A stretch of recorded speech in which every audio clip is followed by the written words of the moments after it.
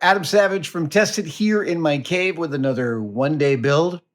I know I've been doing a lot of shop infrastructure lately, and today's no different. So that's just the flavor of what's going on right now. It's time to organize. So I have been studiously turning my whole lathe persuasion into a really refined organism, a tool ecosystem. I got a brand new DRO. That's a digital readout from the DRO Pros. Turns out, best business you could ever buy digital readouts from happens to be right here, only a few miles from me here in Northern California. And I ordered this beautiful DL400 kit from them. This isn't an endorsement. I paid full price for it. I love it. I am super psyched about it. But as I've been looking around, I have been slowly tackling this shelf. You remember the one-day build of those bins up there. And now it's time to find a home for another part of the lathe ecosystem, and that is the tooling. Okay, so I've got a bin here of boring bars and inserts and cutoff tools. I also have, about 15 years ago on Craigslist, I scored this unbelievable tooling treasure trove. And it's like 40 pounds of tooling and inserts and insert holders and an embarrassment of riches, to be sure. But this Sortimo just doesn't really cut it in terms of being able to retrieve things in a timely manner. See, one of the things that I love about Machinist's toolboxes is that they have full of shallow shelves like this. Edge finders, center finders. That is what's in this drawer, and it's one layer deep. And that's it. That's how you get your stuff. Slightly deeper for the radius and chamfered end mills. Compasses, still a bit of a shit fight. But right, so this is what I need. I don't need deep drawers. I need a bunch of really shallow drawers. And I don't think I've built floating bottom felt line drawers on Tested before. So that is what we're going to do. I have a very specific location for it too, which is over here. Now, this is normally where I store my planer. It's on wheels. So I'm actually going to make a set of drawers, but I'm going to put them on a dolly that raises them up so they live right here, but stuff can still live underneath. Yeah, this is a really specific Savage lathe drawer set one-day build. I think I'm going to start with some sketching.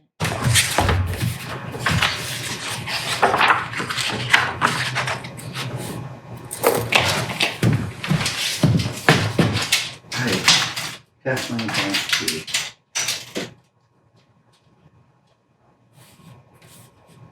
I'm realizing that I have a lot of options in terms of size, but I'm looking at a box that's going to be fairly large. So I'm actually going to try and wrap my head around just how many square inches of drawers I need.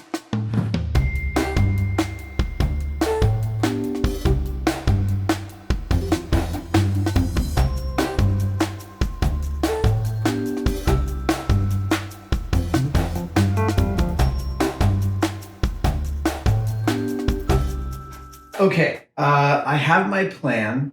I think I'm going to need approximately 8 drawers that are 8 by 16 inches.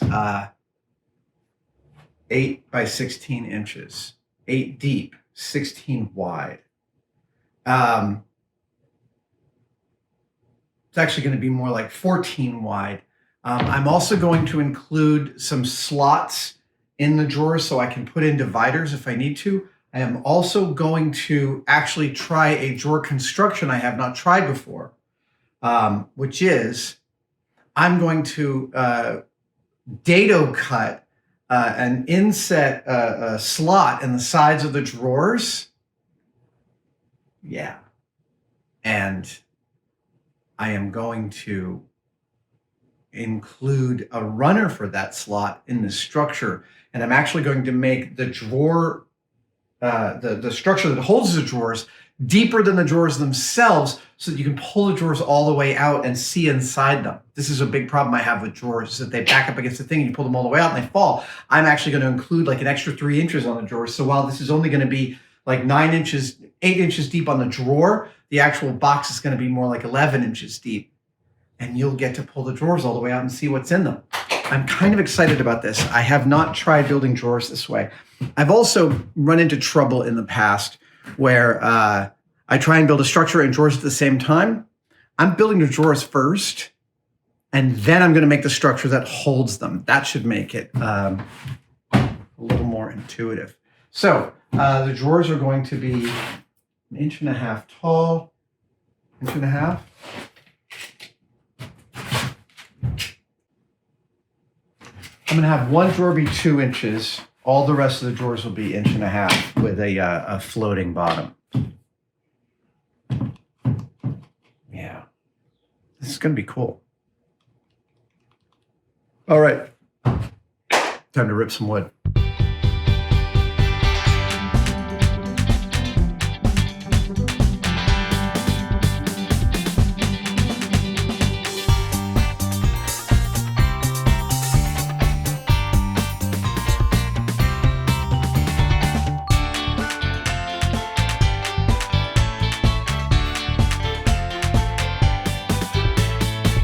Okay, a lot of separate pieces here. I've got the drawer dividers, the drawer bottoms, the drawer fronts, the drawer sides, both narrow and thick, the drawer runners that will mount into the box, and the drawer sides. These are drawer front and backs, and these are the drawer sides. All together, wow, it's 1, 2, 3, 4. I don't know. It's a lot of pieces. But I am now about to get started on the drawer handles, and I'm going to make the drawer handles out of plywood. But instead of using the table saw for this, I'm actually going to use my milling machine. I'm going to set it up on a time lapse so you can see my methodology. I'm going to use some round over bits and some radius bits, and I hope to get some nice some good-looking drawer handles out of this.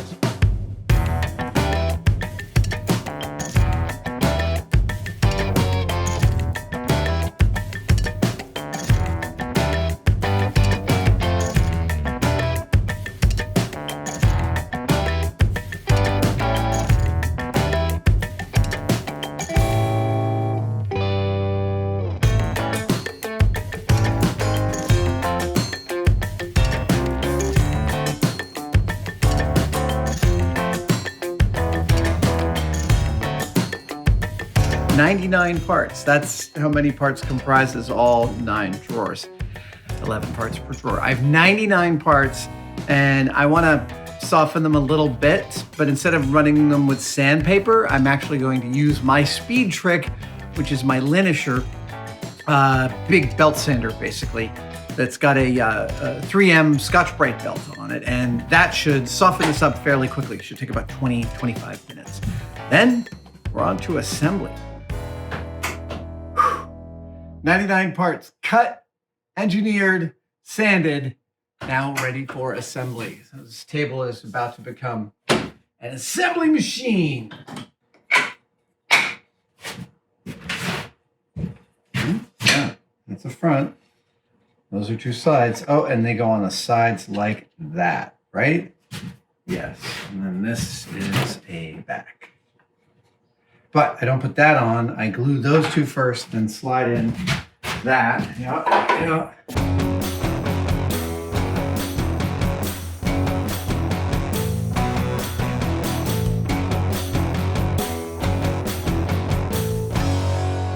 I am just now completing my 6th of 9 drawers, past the halfway point. The halfway point in a construction project like this is usually where I time myself and I see how I'm doing. And that's like, I'm not on a schedule, but it helps me when I'm doing this specific kind of work to always be checking in with how it's going. That's like part of the process. And I have to say, After doing 4, my 5th one, I did it in about 2.5 minutes. That's not bad at all. I'm very pleased with that. Again, I'm not on a schedule.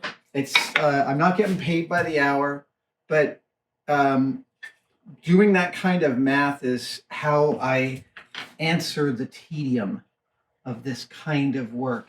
And it also, like, it keeps my head in the game. I mean, doing this kind of work where you can zone out, where it's it's a little boring. That's also where you can get dangerous, because it's like I'm picking up a stapler, holding back its safety, and letting those little 22 gauge nails go in. And if my attention wanes, yeah, I could drive one of those nails right through my finger. I have friends that have done it, and I don't want to do it.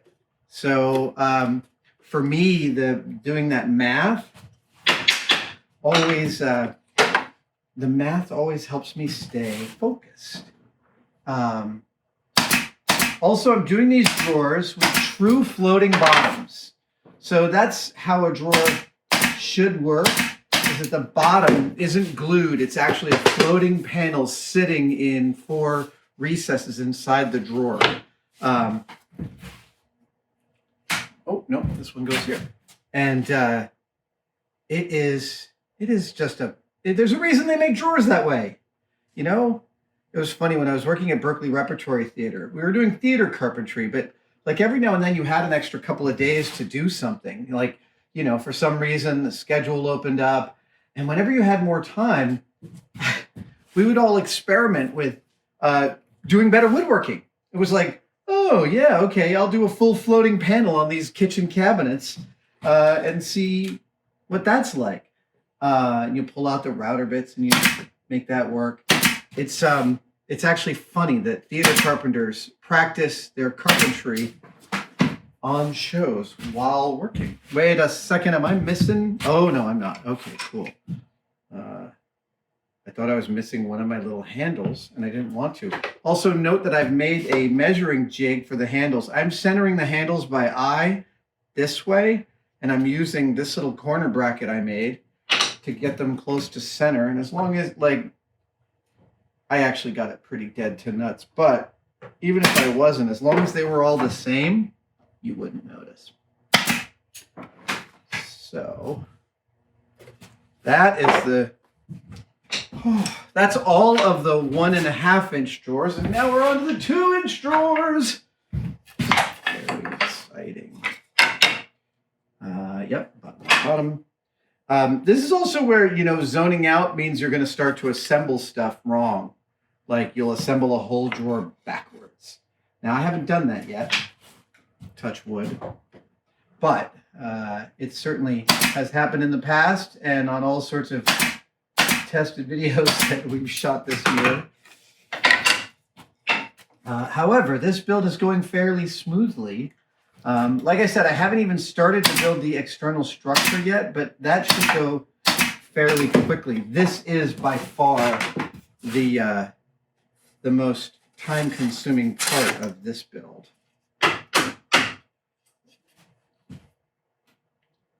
I'm really getting excited about this. Oh, you know what I've also got to do? I've got to go upstairs and get some felt and see if I have enough felt to make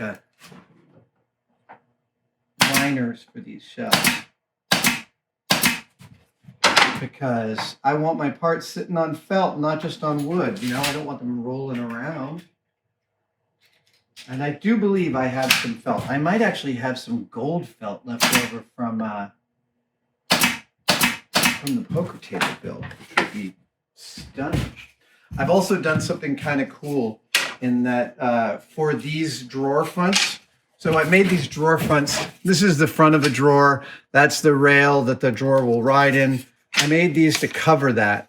And it just makes it look a little better. And it's like, the less detail you see, the more easily you can read what the hell is in that cabinet that you made so carefully. Oh, right. So I did something cool with the drawer fronts in that I cut them all from the same piece in order. So when this goes back up, it should be one piece of plywood. If I got my numbers all right, it should be one piece of plywood on the face, and you should be able to see the grain match. Yeah. That's just me trying out something I've never done before in my carpentry. Just like, let's cut loose and do a little bit more advanced of a move here. Now the question is, do these drawers, let's see here. That's almost exactly half an inch below. I am going to go with the handle height the same distance from the top that it is on the other drawers. Yeah, that looks better. There is a million little decisions to make when you are making a piece of furniture like this. Even something as like quick and dirty as this. And every decision matters, aesthetically, engineering-wise. I mean, the funniest thing about trying a technique out and like making something for yourself using a classic woodworking technique is that when you do it, you often get to see, oh, that's exactly why they build that thing that way. Because there's a good reason. There's a reason we've been doing it the same way all these damn years, right? It's very funny. Okay. I know I don't have to put these dividers in, but it's making me happy to diminish the piles over here. Okay, this is the last drawer.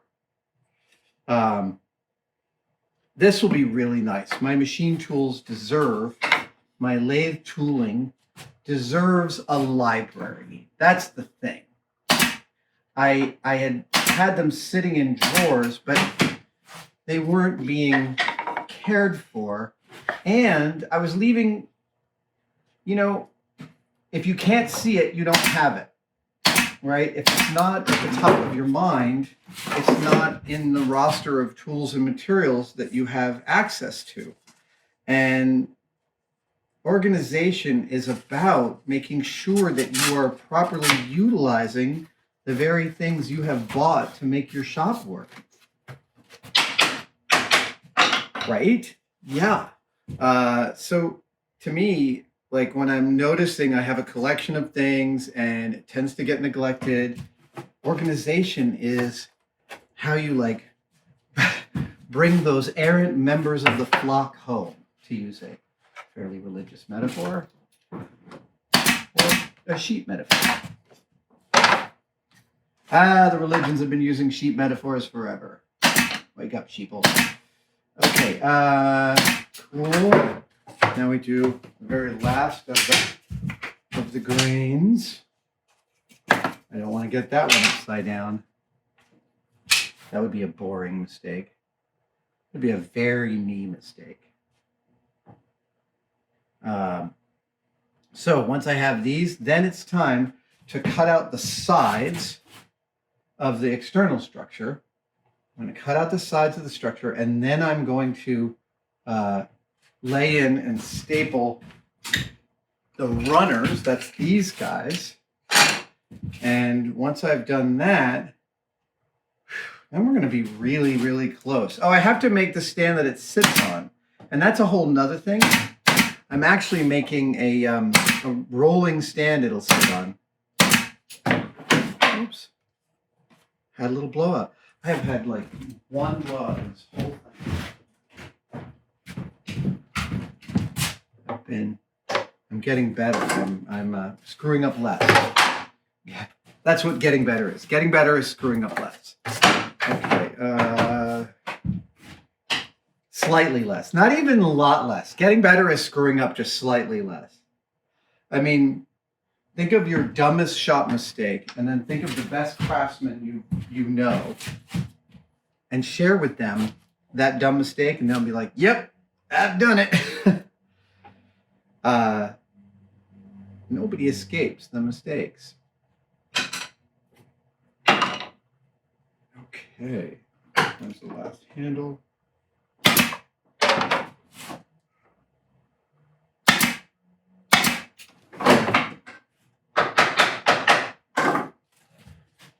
Ladies and germs, that is 9 drawers. Woo! Okay, so let's see here. Here is the critical distance between these two things right now is 1.15. And then these ones down here, 1.65. 1.65, and that's the same as this one. 1.65. I am going to glue in the rails, and then I'm going to trim to the top and bottom after I've glued in the rails. This is based on hard-won experience of trying to engineer all things at once. Everything is relative. No matter how precisely you've made something, you're going to have introduced errors. You got to build the thing to itself. Try as you might to build it exactly to the drawings. There's always going to be some fudginess. So what I know is, how do I lose tape measure so freaking fast? There we go. So what I know is that my top and bottom, it's 15 and a half, basically. So I'm going to make it 16.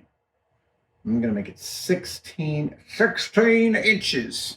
But that's really lovely, Adam. It should be 16 inches. I'll say 15 and a half and cut it down.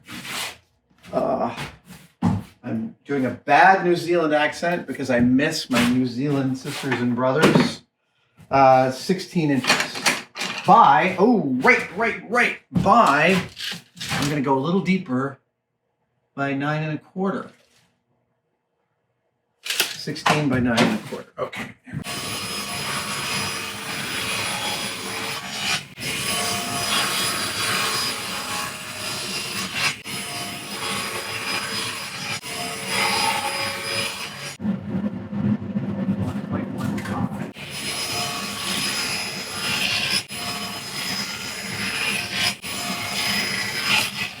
Gotta let this thing run all the way down. The only time I've ever been bit by a table saw was while I was spinning down. Long time ago. Come on, there we go. Damn, I nailed it.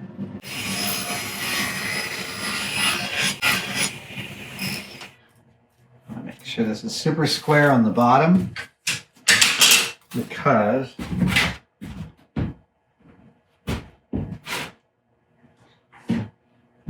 this is, I want to make sure when these rails go down that they will hold this thing. Yeah, see that? I got to be a little higher than that. I got to be a little bit more. The squaricity of your first piece is so important. It's worth really taking some extra time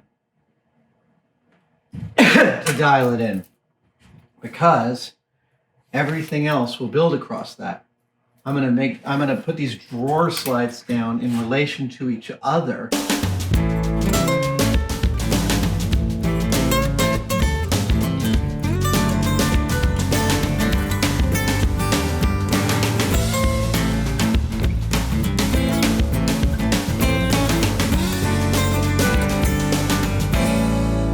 We are in the home stretch. I am attacking and attaching the last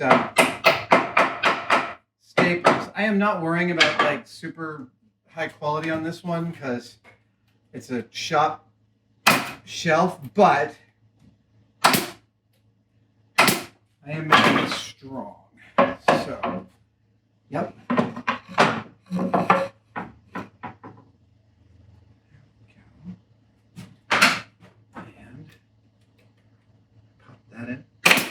Oh, wow. With authority.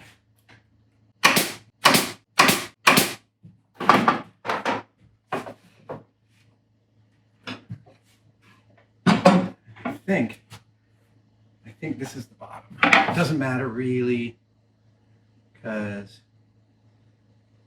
well, I mean, it does matter, but I don't have to know which is which. Obviously, it matters which is the bottom.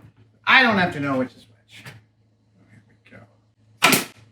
I turn my compressor off at night so it doesn't make... Come in! Hello, sir. Just drop it right there. What's that? You can just drop it right there. Thank you. That was my neighbor, Bobby. Bobby is a master furniture maker, actually. Master carpenter. All sorts of... Okay, so technically. Yeah. So let's see here. See? 1, 2.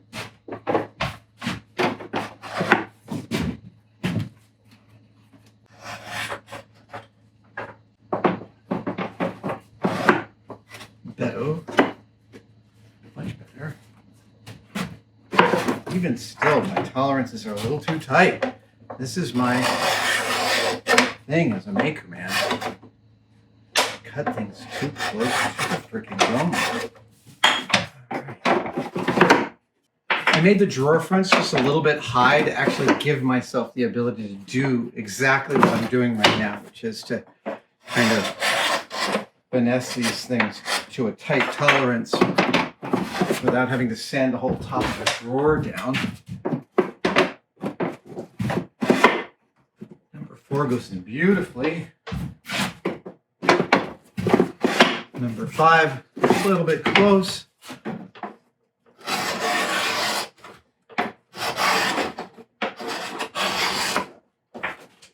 See how we do. Love it. It's like I know what I'm doing. Oh, okay. So a little close.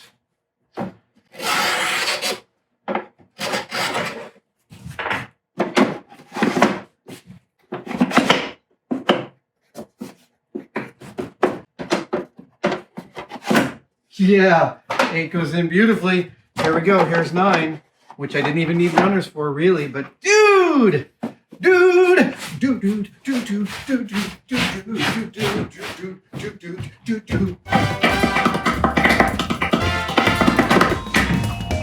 I am inside. Right. Okay. So now it's time to cut the back. This is just a shade under 16 by 16. And 3/8. That is how I made it almost exactly square without intending to. 16 by 16 and 3/8. I'm going to use just some crap backing material. I don't need to use the good stuff. I can just use this bit of thin ruan. 16, a shade under 16.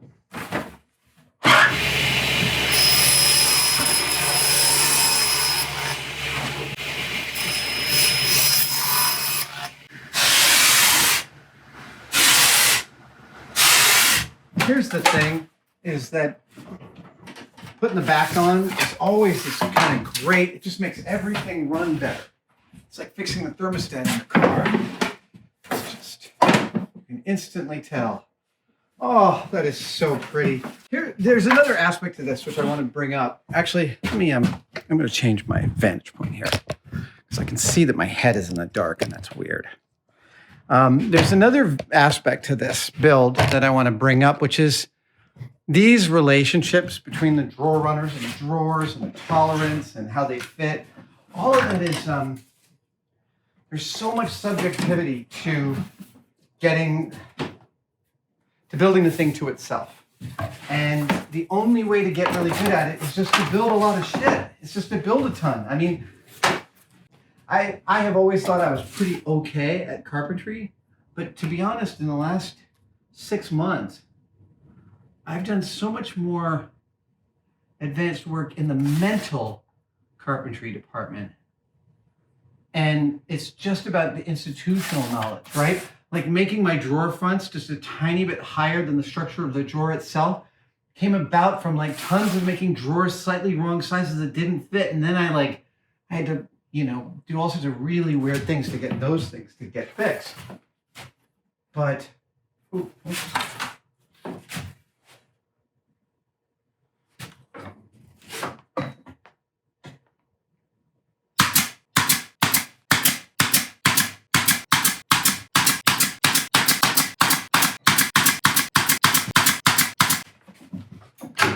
again, this is some of the most dangerous work you can do with a pin nailer because I've got my hand on the safety and I'm just driving nail after nail. I could easily miss one. You didn't even hear that, but it shot all the way over there.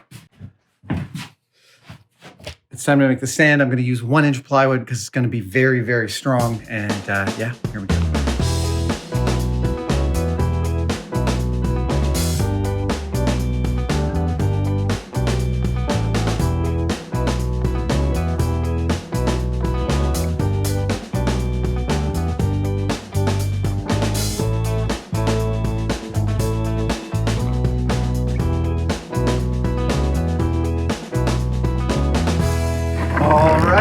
Gentlemen, the rolls, it's on wheels. This is the stand for my new, oh yeah, look at that.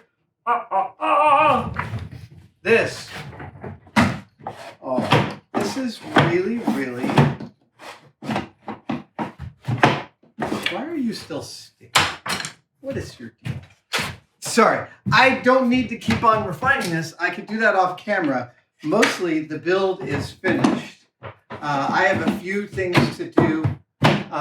So the next thing will happen is I'm going to line these drawers and then I'm going to fill it. I'm going to put the stuff that belongs in it.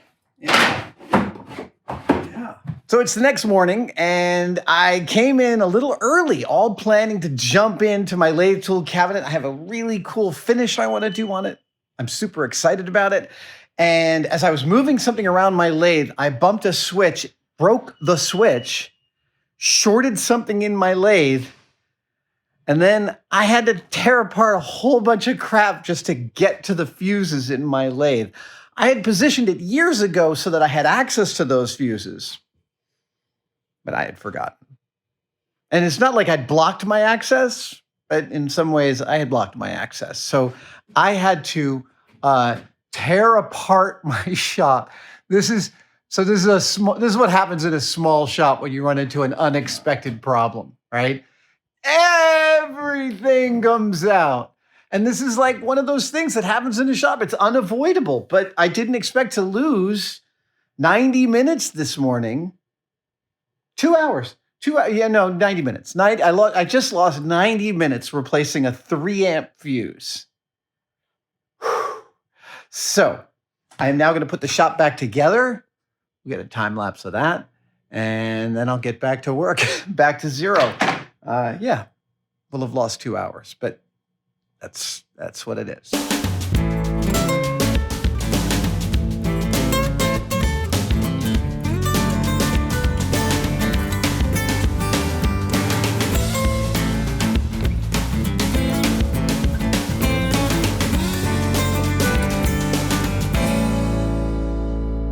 And we're back. Lost 2 full hours. Okay. I want to finish this. I was thinking about staining it, and my wife, Mrs. Don't Try This, she had an idea. She said, what about making it red? And the thing is I had just made the handle of my collet carrier red, and I had used red spray lacquer marking fluid, Machinist marking fluid. I've got a full can of it. So that is what I'm going to finish these drawers in. And then I'm going to line them in leather, because why the hell not? I made this template here out of plywood, and I cut out 9 sheets of leather. So it's time for some spraying, some finishing, some drying, and some gluing. And then it's time for the sorting, the holy sorting.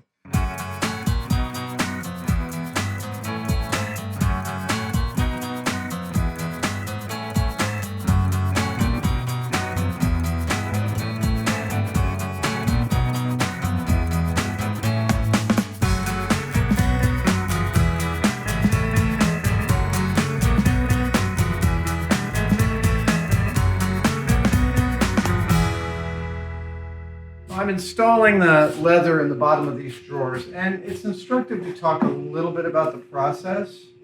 Number one, if getting the material out perfectly to the edges is super vital to you, you want to cut it slightly oversized and then cut it back. I am less concerned with that in this one.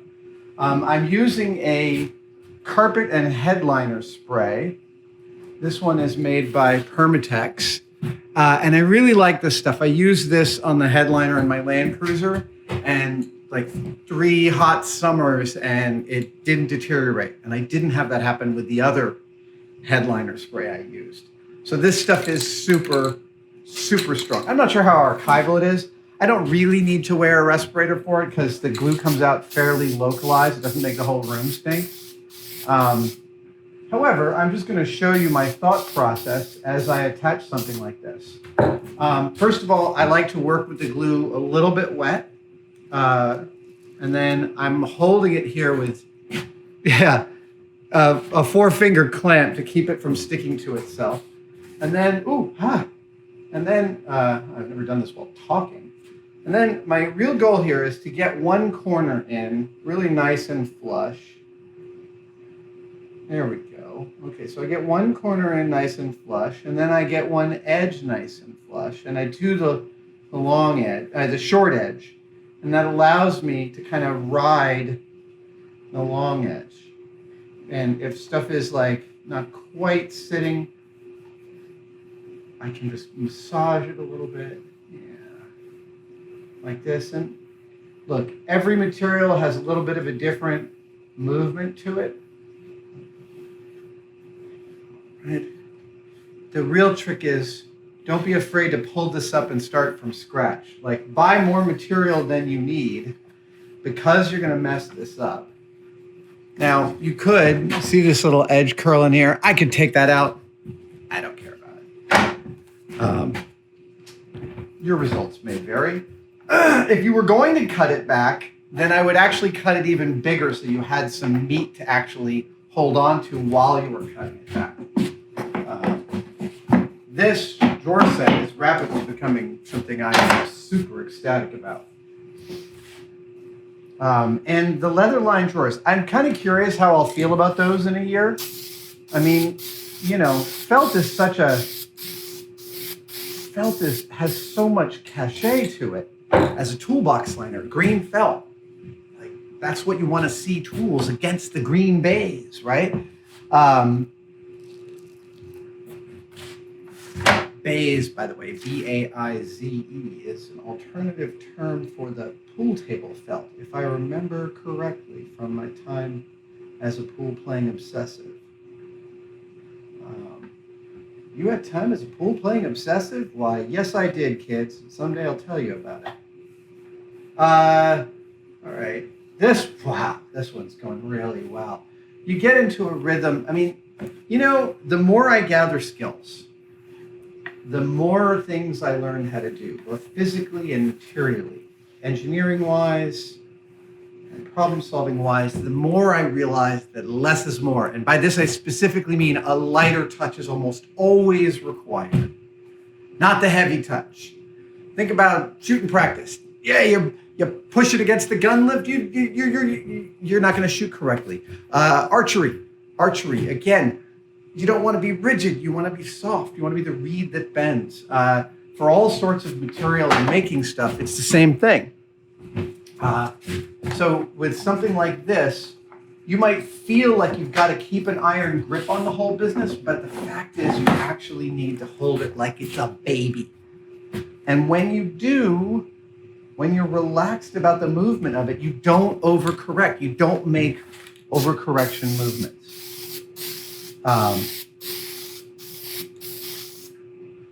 Yeah, it is. It's very specific. Any physical skill that you know well, I think you would agree with me that the key to it is not to overdo the amount of force you put into the equation. All right. Oh, last one. Here we go.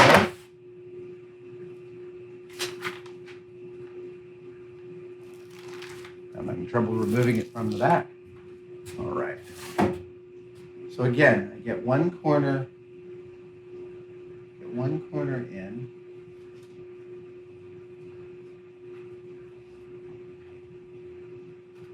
Again, each time I'm not quite getting it, I'm sort of just re-rocking and starting from scratch. Ooh, ooh, ooh, ooh. When the glue gets a little tacky, it's also a little less tacky. It's also a little easier. There we go. That's the one. You know when you've got it. Yeah. Oh, that's great. Oh, yeah. Oh. I have to say also, I threw a pair of tweezers into my apron, and I've been using tweezers multiple times a day. I am finding having long, thin graspers is a really important bit of everyday carry. All right, ladies and gentlemen.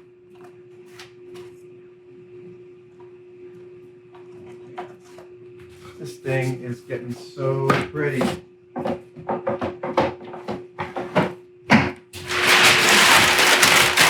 Time to put some tools in it.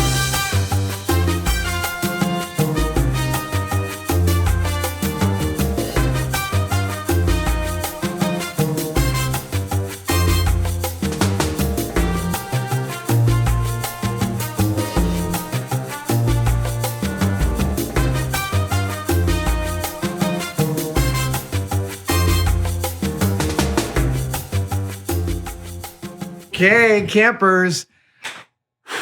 I have to say,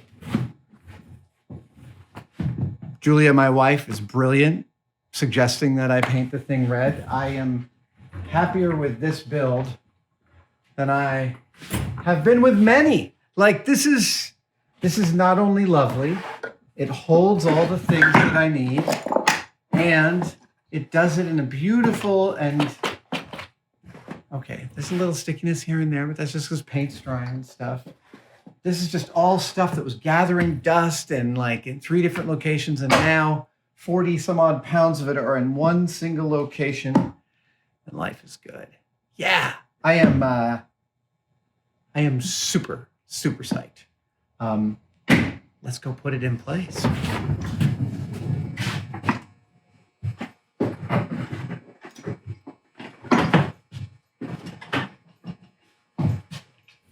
I managed to fit all my cutters, all my manufactured cutters, pointy cutters, radius cutters, cutoff tools, inserts, insert holders, boring bars.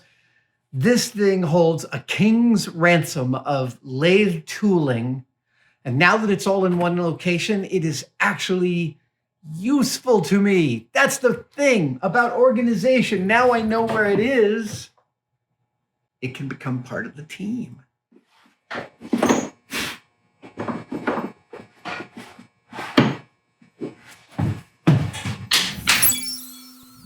Thanks for watching 100% of whatever you just watched. That's awesome. We get to add that to our completion rate. You deserve something. You deserve a t-shirt for all your hard work. Follow the link below and buy yourself a tested official t-shirt.